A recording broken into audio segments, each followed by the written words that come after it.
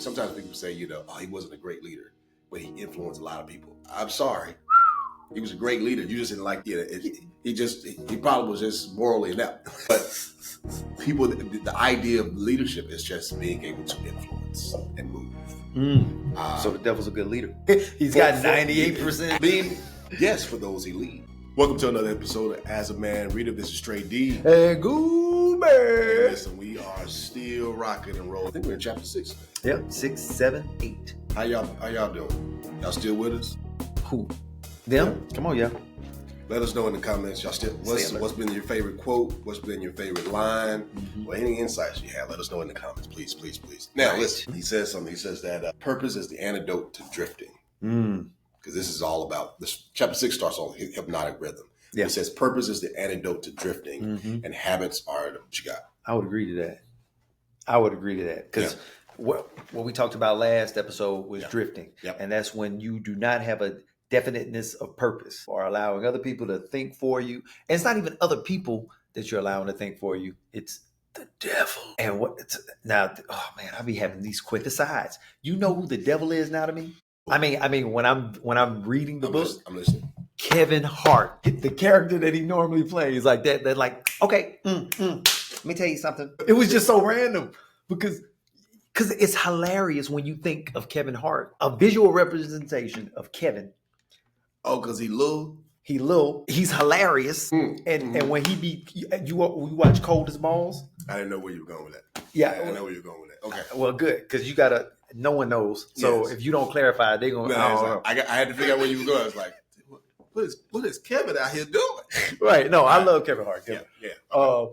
But it just hit me because the devil said something in here. He was like, see, you got me by the balls, and so I'm gonna have to let you tell me. Well, I mean, I'm gonna have to tell you the truth. And when you can visualize the devil as that, right? Mm-hmm. You see how ridiculous you are. Yes. By allowing this entity, right, to tell you what to do. Yeah, absolutely. That just randomly. Yeah, and I agree with that. I agree. It is a little guy, like, and you are holding his forehead as he tries to swing. It's a real thing. Once you get it down, you're like, come on, my guy, come on. Or why are we doing this? Right. And he's just a swinging. Right. Oh, fear, nigga. I'm gonna give you some fear. Yeah. And you're like, come on, man. Go sit down. And he's talking all that junk as he's talking to junk. But if you fall into it, if you fall prey to the words, then you will fall prey. Like you will just be floating off into the driftedness of it all. But I thought that these 3 chapters, as a collective, really just told us how the devil works. He broke down the natural laws of the universe, and it made sense. I was like, do people know there's some answers in here, whether you believe he's the devil or not? Mm-hmm. I mean, one of the things I thought was real interesting. I mean, so chapter 6 is all about, it's a shorter chapter, but it just talks about there's this law of hypnotic rhythm. Boom. And I know we've talked about from a lot of from the James Allen books and everything else. It just comes back down to habits and rhythms and patterns. Yep. And which become who you basically are. And so kind of going back to like, hey, look, the law of hypnotic rhythm is going to get you one way or the other. And it can take you to a place that's positive. Yep. Or it's going to take you to a place you probably don't want to go. I liked what he said about hypnotic rhythm, y'all, because y'all be like, what is hypnotic rhythm?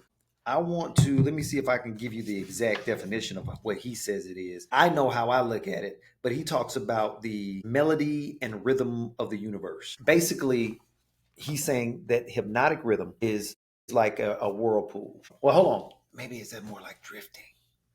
Actually, no. So the hypnotic rhythm is like this whirlpool. And once you get in, you can't reverse. Yeah. You can't get out of it. You're stuck in the rhythm. Yeah. And he was talking about like the 4 seasons, like how nature herself is, and I like how I use a she for that for whatever reason. I just thought it was cool. She dictates what's going to happen in that environment. Yeah. So in the hot Caribbean areas, the trees are built in a particular way so that they thrive and have fruit, things of that nature.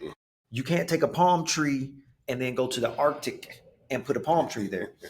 The types of trees that can grow there are probably your oaks, or well, big, strong, like pines. Good pines, and yeah. oak. Good cedars. Yes. You don't see them in the Caribbean areas like that because of the rhythm, these universal elements that come in, and this is how this is going to work and move. And I was like, Yeah. oh, that's dope. Sure.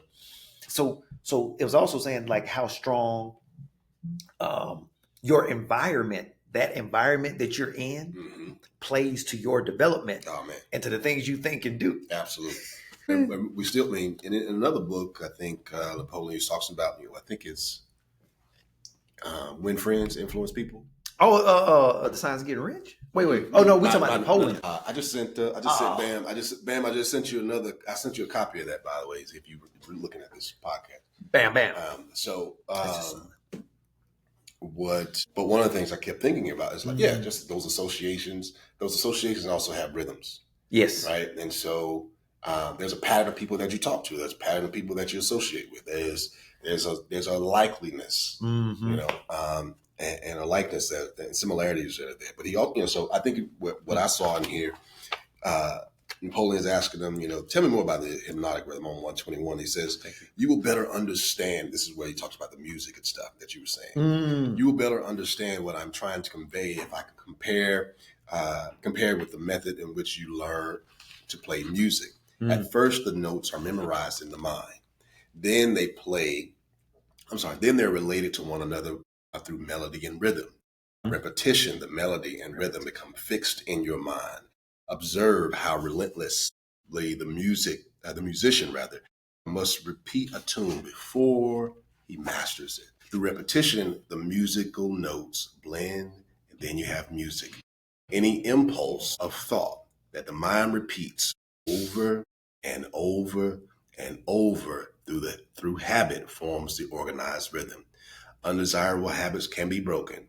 They must be broken before they assume the proportions of rhythm. They must be broken before they assume the proportions of rhythm. Are you following me? It's good, man. And then he said, I won't go too far in it, but he said rhythm is the last stage of habit. Oh, yeah. And then he also says, through the principle of habit, finally reaches the proportion of rhythm. All right. So all that, like habit, rhythm, it makes me think like how you have to learn. You learn how to have a habit. Yeah. Yeah. I mean, the instance of learning once repeated. Yeah. Well, it creates a rhythm. Yeah. Creates a pattern, then becomes the rhythm.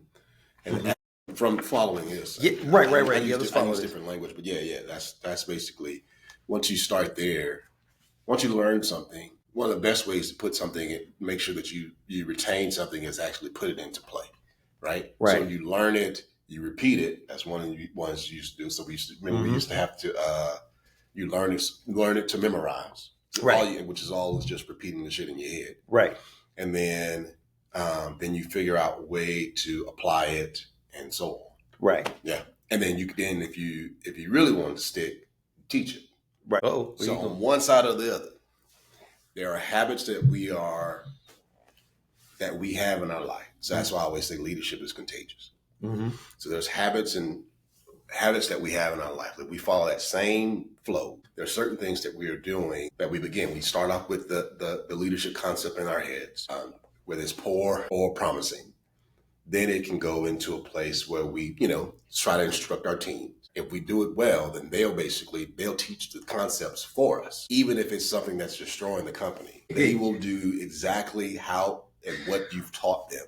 Because we don't talk about it. Sometimes people say, he wasn't a great leader, but he influenced a lot of people. I'm sorry. He was a great leader. You just didn't like the way he probably was just morally inept. But people, the idea of leadership is just being able to influence and move. That's really all it is. So the devil's a good leader. He's got 98%. Absolutely. For those he leads. Yeah, for those who are drifting. For those he leads, he's a great leader. Right. This goes back to another thing we were talking about. Well, what's good and what's bad, or good and evil. We were talking about if it's good, if you're into evil and that person's very evil, then that's a good thing if you're into that thing or whatever. I think we said right. I think it was landing on like aligned or misaligned. That's what it was. Right. Aligned or misaligned. You can go from there. Figure out if you align, then you're aligned. With whatever that is. Whatever it is. If you misalign, sometimes being misaligned can be perfect for you. It can be exactly where you need to be. Right. Right. Think about these last couple of years. Anyway. Man, so I'm gonna get off of this, but I want you guys at home to think about this sentence, because as I said it, I was like, wait, where is he going? He says, any impulsive thought that the mind repeats over and over through habit forms an organized rhythm. For sure. And then undesirable habits can be broken. Now, this is the devil saying, like, if you don't like it, you can break it. So they must be broken before they assume the proportions of rhythm. Yep. That, I think, that statement is like, what do you mean they must be broken before they assume the proportions of rhythm? And so just meditate on that. I'm gonna let you guys meditate on that. Mm-hmm. We could talk about it, but I feel like it'll. So when I hear it, let me just say what I think. When I hear I got something too. So when we talk about why they must be broken, it's like if you're learning something, like if I'm learning lines and I keep saying, or if I keep throwing something in there that's not supposed to be in there, for the performance, it's gonna come out because I've practiced it that way. But if I break that rhythm while I have a chance, then during the performance, it won't happen. If that makes sense. Yes. Practice doesn't necessarily make perfect. Practice makes permanent. All right. He even broke something down. Right. Right. So what I'm also learning is that, because I want to kind of get in the habit, this will segue us over into a habit that might have took you a long time to break, if you had any. And for me, it was cigarette smoking. I smoked cigarettes and I was an athlete too. That was crazy. Yeah. When I was in college. It took me 2 years because I heard that you could never break the habit. And I think I started smoking to prove that I could break it, which is, I don't even know. Drifting, just drifting. So that took me forever. But every time I would bring it up, I feel like I just added on another day of smoking or another week of smoking. So I had to shut the hell up talking about it. And then one day I was done. I had to break the habit. I had to shut up and just do it. That's how y'all with the devil, y'all. But you rubbing the head, man. Oh man, listen. You have some thoughts. Sometimes you just gotta stop talking about it. Not saying ignoring it. Right. If you want certain things to be moving for you, you gotta stop talking about the terrible things that are happening or that have happened. Oh, wait, because you really weren't smoking. But you kept it. So it's like you get in this, like you have to stop everything that has not still happening. But you keep thinking about all the stuff that has happened. Mm-hmm. It's going to put you in a place where you're still living in the past. Mm-hmm. Mm-hmm. And you probably never be liberated because liberation is always forward and in the present moment. One of the universal laws, there are 5 universal laws that I've been, that I think now are true. Now, if you want to dispel, feel free. You exist. There's only here and now. The one is the all, and all are the one. Got it. You get back what you put out. Everything changes except those first 4 laws. Yeah. All right. So I say that because I was just having a conversation with a person I love, and I said, you can't keep bringing up the past now. Like we're now. I understand the past. I understand. Mm-hmm. But it's Lot's wife. Don't look back. If you look back, you're going to turn into a pillar of salt. For sure. And they had salt for the rest of that trip. Oh, man. Yeah, preserve. Had to preserve something. You got to preserve. They had no refrigerators back then. No. Keep going. But how do you recognize if you get stuck in a loop? And I think we kind of just said that without asking that. It's about trying to make sure that you got to be present. Present is not just being in the moment. It's also observing of the moment, right? And so one of the things is trying to is making sure, or simple thing, just observe and write down throughout your day. Then if you can do a couple of days, do another day. Try to do a full week. Try to do it for 2 weeks to see what can happen. Just noticing what you're feeling, what sparked the feeling, or what context you got the emotion from, and just kind of go through your day. You start to notice, oh man, when this person sent me an email, or when this person calls me, right? When I'm at the gym, I feel. When I'm in traffic, right. When I'm listening to this song, and I listen to, and oh man, anytime I change on this station, I feel good. when I listen to this station, and it's like I feel not as motivated. Hey, listen, I got Gray. I don't listen to all that stuff that sound like everybody.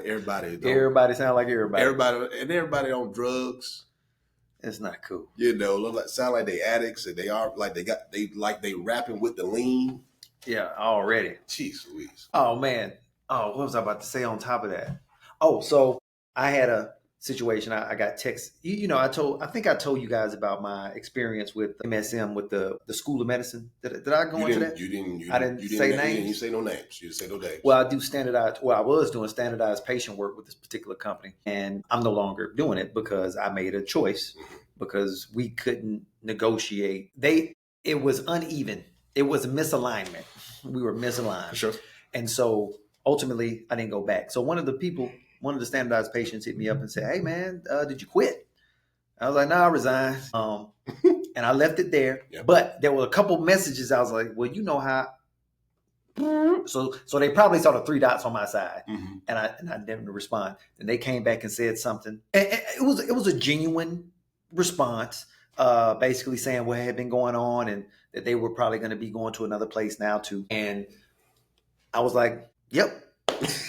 But I had a paragraph full of stuff saying, "Well, you know how they be, and we need to work together." And I was like, "Yeah, no, that's not who I want to be. Like, I've made my bed, and it's okay. Yeah, like I don't have to gossip about this thing. And as a matter of fact, I don't even want to have that energy. I want to have the energy of I made a choice, I moved on, and I'm okay with it." Yeah. And by the end, they sent me this thing about. She was like, "This is how I want to live my life," and it was like, "I'm not worried." Pretty much, it was a song like those old folks that were dancing, and they were talking about, "I'm not worried." I forget the song, but it's popular. And I said, that's how we should all want to live our lives. For sure. But I wanted to put, I'm living my life like that now since I left, because you already know how did it. I was like, get it together. So breaking that loop, breaking that habit of trauma bonding with people, because it does feel good, but at the end of the day, it's like eating. We keep using these Krispy Kreme analogies because Krispy Kreme is so good, but after 3 of them, you shouldn't do no more. I shouldn't have did. You shouldn't do it anymore. You shouldn't have did it one. Like it's can't do it after. Like, Revolution Donuts though, I love y'all good. I love Revolution. Yeah, I like Revolution. Revolution. You know I really love. Come on now. To my donuts? Yeah. You just said Krispy Kreme. Oh no, yeah, Krispy Kreme. Oh wait, hold on, let me see. But think about it. Think who else? Revolution. Man, that's the only one I go to. You don't do Dunkin'. Yeah, okay. Dunkin' don't even make donuts in house. Okay, I was just making sure. I'm like, it can't be done. I like playing these games, but I don't know. You don't be in the city enough. This is what it is. Ooh, the little mochi, the mochis. No, donuts. I'm on American, even though I'm American. But I was like, ain't they Japanese? Anyway, at least the people work there. Oh man. I gotta get you to Midtown. No, you we'll don't. Come back. To get me to Midtown's nice though. Midtown is nice. We'll get them to Midtown. Come on, we'll come see you. Come on. Then we'll probably do an episode. See if we can do an episode there. We supposed to be on the move this year, so yeah, we gonna have to make some moves. What you got for us? Yeah. So I was gonna. So do you see the hypnotic rhythm in today's social media algorithm effect? I mean, that's the whole point. To get you, and then you don't even know. That's as someone just told me. We were having this chat. We shouldn't be calling it social media anymore. It's more so interest media. Because it's not really social anymore. People just start running their mouth in the comment section. Terrible. Comments. If somebody don't like it, or if it's just something that just I don't know what it is. You could do some of the most positive things. Like, well, you know why they did it though. Right. And it's just a whole string of stuff. You could have lost 40 pounds. You on that stuff. And you no, not those Ozempic. They be like you on that stuff. That stuff. Now. It doesn't matter. So yeah, it's a lot. But one of the things the algorithm does is basically make you not make you, but it basically intends to basically keep you distracted. Keep you distracted. And lean toward a particular way. And so you'll see more and more of the stuff that you only saw once, but you'll see more of that because you stayed there for 30 seconds. Right. You'll see more of that because then it's like, and then trying to reset this thing. It's not an extra sketch, but you be like, come on, can I see something else? It'd be tough. All right. So now it didn't. So you went on. You like one Love Is Blind. Now you have watched. Now there's like clips from all the people on there. It's like, come on, fam. I don't. This is not. I was just. My wife sent it to me. I'm watching it, and then we watched it together so I could make a comment because she wants me to say, "What do you think about this?" And I'm gonna tell her what I think about it, and I try to. Anyway. Yeah. Man. For sure. Okay. So chapter 7, well, as we kind of moved through, was going through the Seeds of Fear was the name of that chapter. Okay. Yeah. Seeds of Fear. Seeds of Fear. And like you said, these chapters were really small in comparison to the beginning. True. Yeah, because 8 is definitely so this is all right. That's good to know. And I didn't see that. But what we did talk about before, that the seeds of fear, like death, illness, ill health, criticism, these different ways to scare people, to allow the devil to kind of grab the reins. Yep. In this chapter, a little bit, because we're going to get into religion and education next week or the next episode, but he does talk about how religion helps his helps. He does. But he also talks about how science doesn't help his cause. Like it was interesting because I think you can't have religion without science and science without religion. Me personally, I think I think it's a not even the yin and the yang. It's yin and yang-ish. Meaning that even the seeds of religion are in science, is something I've noticed. But that's neither here nor there. I think it's hip hop. Hip hop. What would that mean? So there is a rhythm that is definite. Okay. Right. But you could also, if you in old hip hop, you can actually catch the rhythm just by the. Can you give me an example or what's your favorite rap song? Oh, yes, I love her like Egyptian. Mona description, my royal highness. So many pluses, one opposite. There can be no minus. Do you see that? You don't hear the rhythm, but you hear the rhythm. Yeah, that was Dre. That's what I'm saying. Dre 3 stacks. So you hear in that space. So when I think about science and religion, one of the things is just like it's a revealing of. First off, it's like a lot of the religion and a lot of the mystics already had an understanding of what was going on in the cosmos before the science community even figured it out. Correct. So you see a lot of that revealing coming back in. You're seeing a lot more now where, oh yeah, this is what an atom is. Yes, we know that. We know what an atom is. We've been talking about this for thousands of years. Now you're saying, oh, this is what it looks like. And yes, we know that. It says it's right here. It says it very metaphorically. I was going to say biblically is what you're saying. Yeah, I'm saying we know what an atom is. Yeah, is what you mean? Well, I'm saying scientifically we know what an atom is. Right. But also we can look at if you read a lot of the ancient mystics, it tells you what an atom is. Okay. And what atom is. It's like, oh, okay. This all makes sense. Oh, okay. So then you had, I don't want to get too far in that. I want to stay right here. Okay. Yes. Yeah, I see it both. But I see it as, I always think about it as a song. Like science and religion need to be working like a great song. Right. And you could be doing it almost like if you turn that into like not a 2-step, but a 1, 2, 3, 1, 2. What's that? 1, 2, 3. That's a rhythm. That's that's like the 3, 4. Waltz, like a waltz. Like a waltz. Oh, you mean the actual dance? Okay, like a waltz. Boom, 1, 2, 3, and they just dancing with each other. All right. The whole time. And that's harmonic rhythm as well. Absolutely. Right? Hypnotic rhythm. But one of the things he talks, so that hypnotic rhythm. This is why I like it. But he puts in the seeds of fear because he talks about hypnotic rhythm first. And then we realize, well, hypnotic rhythm is basically fairly neutral. Right, it is. Right? Yeah. But then he's like, but I'm going to give you that seed of fear with a hypnotic rhythm. Then I got you.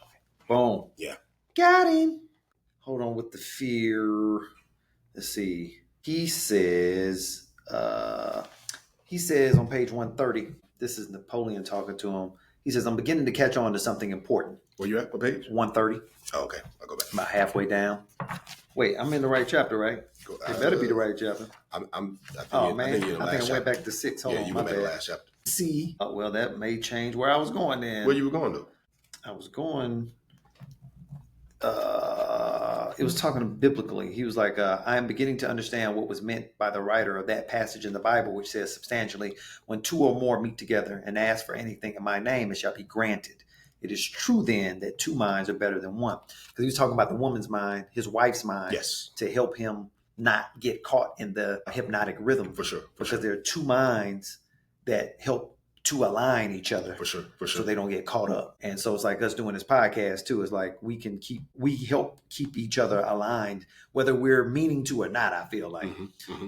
So that, anyway, that was that. But I wanted to go into fear, but my brain, you know what? Let me just live where we at, I guess. Yeah, that's fine. I mean, he says not only true is necessary before anyone can continuously contact the great storehouse of infinite intelligence, where it is all stored, and all there ever was, all they can ever be. They have to make sure that they connect in a particular way. Right. So, and I'm going to take that and jump to 145. He says, hypnotic rhythm is near the end. Yeah. Hypnotic rhythm cannot change the nature of the physical body one inherits at birth, but it can and it does modify, change, control, and make permanent one's environmental influences. And because he was talking about why certain people are around each other is because the way I looked at it, they're vibrating at the same level of resonance. And if that's the case, how do you break the flow? And I think, and he goes into how you can break it. Yeah, keep going. I want you to read the rest of that. That's good. Because after that, he says, and you read that is correct. Or if I understand what you mean. So if I understand what you mean, you do the answer for him. If I understand what you mean, he says, a human being is forced by nature to take on and become part of the environment he chooses, or the environment that may be forced upon him. That is correct. But there are ways and means by which an individual may resist the influences of an environment he does not wish to accept. And also a method of procedure by which one may reverse the application of hypnotic rhythm from negative to positive ends. Do you mean that there's a definite method by which hypnotic rhythm can be made to serve instead of destroy? I mean, just that. And so then he's going to tell you in chapter 8, which is definiteness of purpose. So this guy tells you, he gives you 7 principles to attain spiritual, mental, and physical freedom. Yep. The answer. You get the answer to the test. Now you just got to do it. So 1 is definiteness of purpose. 2 is mastery over self. 3, learning from adversity.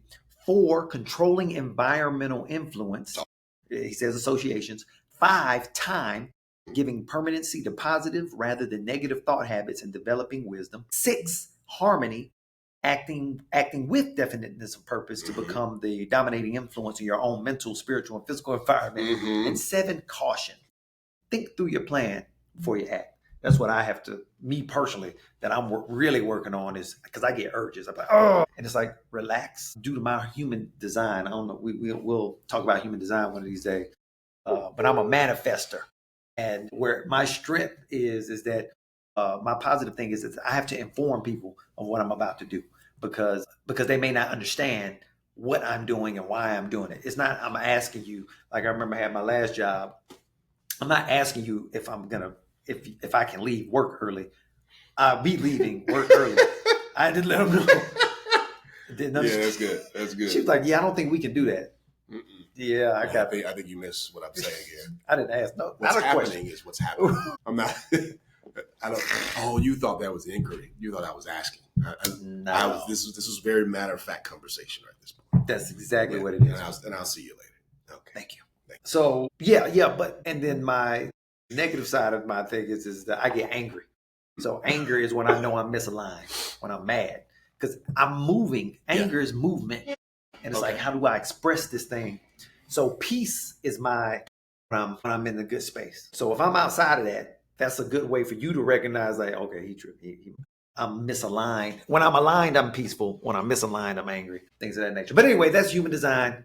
Back to your regularly scheduled program. Okay. I'm with that. All right, I hear what you're saying. So let me ask you, how did you find your current purpose, even if you know what your purpose is? Yeah, I think I kind of went back and forth with that, and then I started thinking about a couple of things. That it's big P, little p. It's big purpose, small purposes.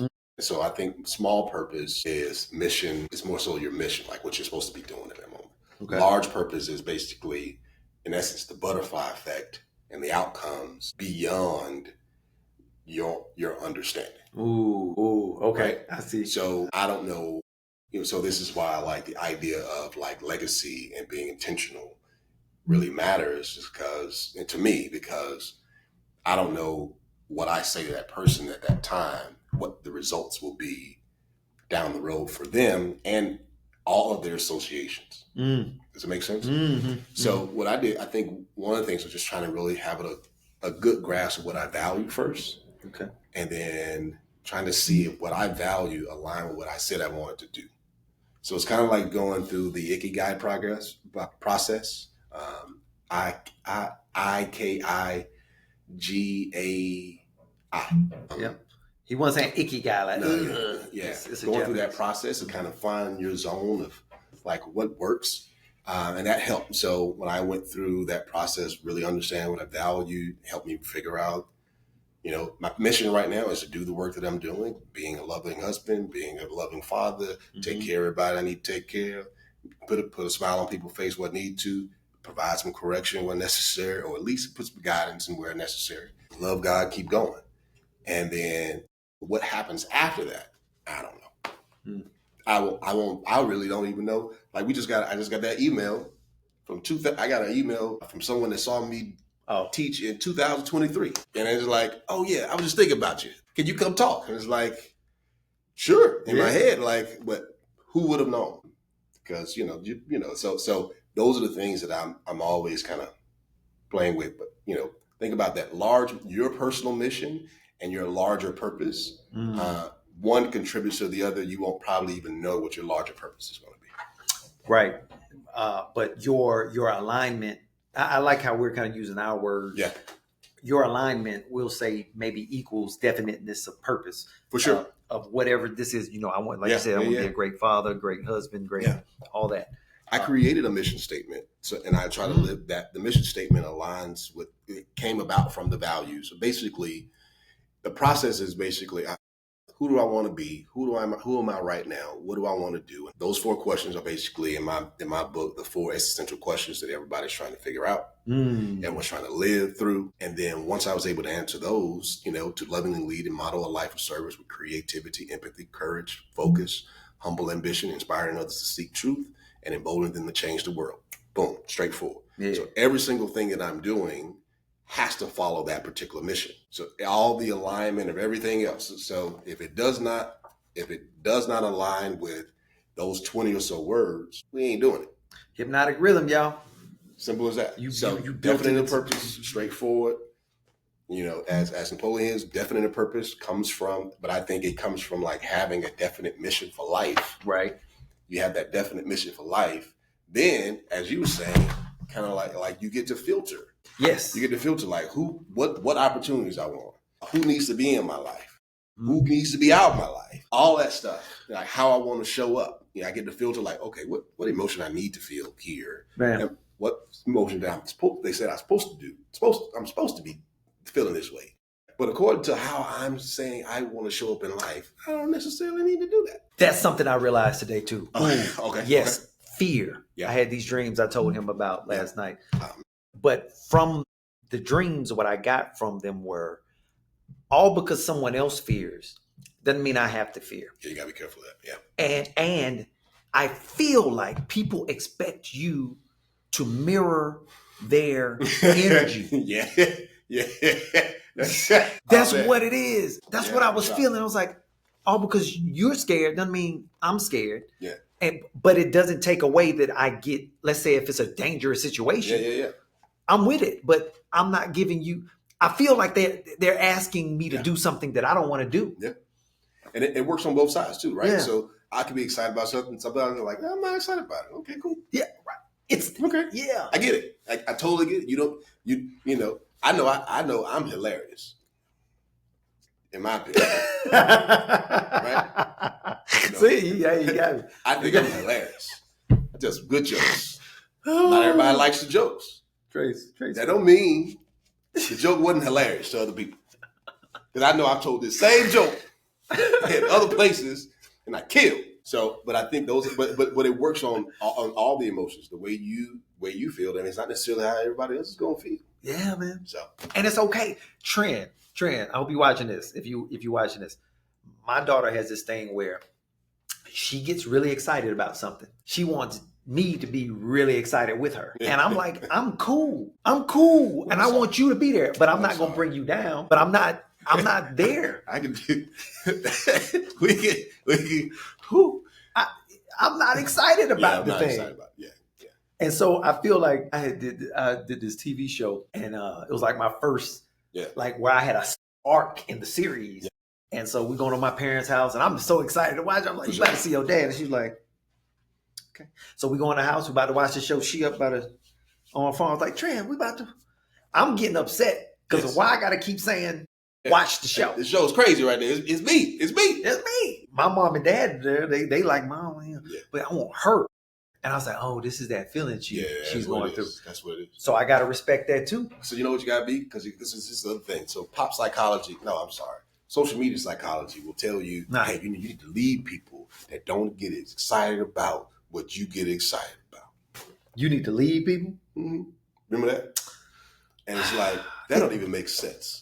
I understand where they were trying to go with, because you want people to be able to, they can celebrate with you. Yeah. But they are not going to have the same level unless there's something else going on, like, you won something and they think they're going to benefit like crazy from it.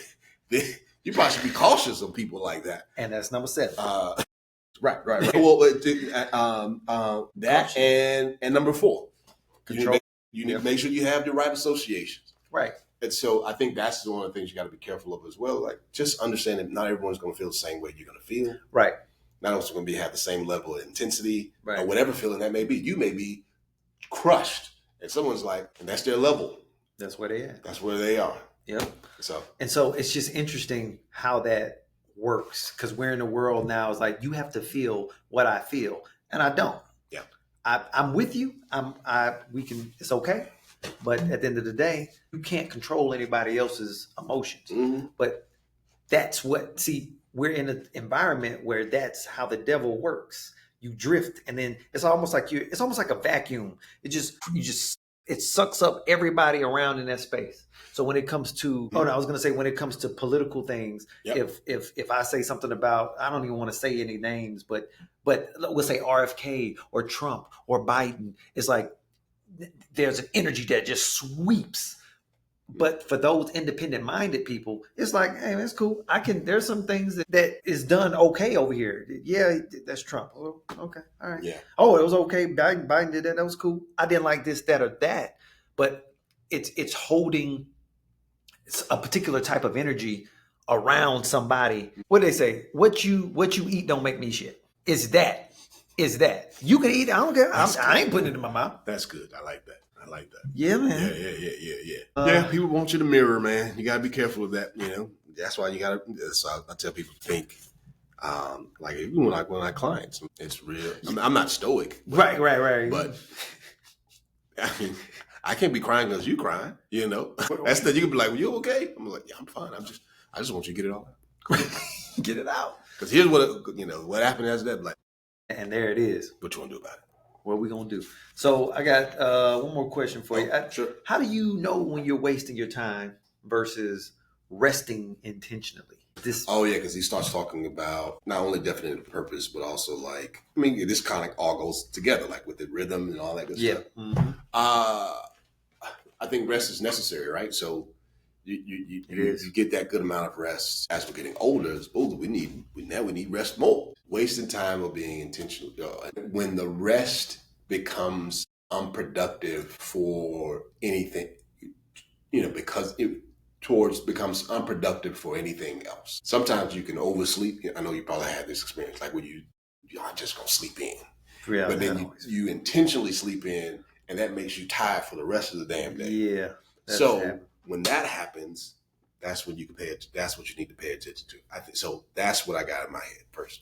Yeah, I think so. Let's say if I'm spending time with, let's say, some friends, or whenever I feel like energy is being siphoned from me, and I was like, and I chose this during a time where I'm supposed to be freeing up my mind and resting and playing. Gotta know who to rest with. Yeah, right. That's good. That's a good point. Because there's certain friends where I'm just like, I can't. I'm not in the space for that. They don't want me to say some shit. You're right. And They gonna I gotta give them something. Yeah, you're not yourself. I'm not. You're right. Yeah. And so yeah. That's when I know as far as deciphering of energy. That makes sense. Yeah, man. So it looked like we pretty much push that. I like it. 3 chapters, I like it. Whew. All habits save only that the love of definite purpose may lead to the habit of drifting. So be careful. Make sure that you have definite purpose. It'll always bring you back to where you need to be. I use that. You see, I have my mission statement, committed to memory. You do. So when I feel like something weird, like I go back and say it. I'm like, okay, am I doing that? Am I being intentional? I like that. In that space. Focused. I heard focused and empathetic in it. Sure. But like he just said, so in short, I would just say aim up. Ooh, that's good. Yep. Hey, this is Straight D. And Goolsby. And Goolsby always tell you to read the book. Yes, please read a book. Yes. Continue to read with us. Like, subscribe, comment. You know how we do it on the socials and all that good stuff. Send us a comment, though, seriously, about where you are, your favorite quotes, and we'll catch you on the next episode. Yeah, and if you have any favorite authors you want us to talk to. Yeah. If you're an author. Yeah, hit us up. Hold up. Oh, don't. And you have a good book. Oh, yeah, because, Okay? The book needs to It needs to be good. Because here's one of the things that we don't want to do. We want to get your book and be like, we look at each other like, woo! We just start drifting off. Come on, dog. You know what I'm saying? It's like listen to that Pimp Trick Gangsta Click album. You know what I'm saying? Nobody want that album. Nobody want that. Some of y'all know what that is. All right. Straight D. Goolsby. We out.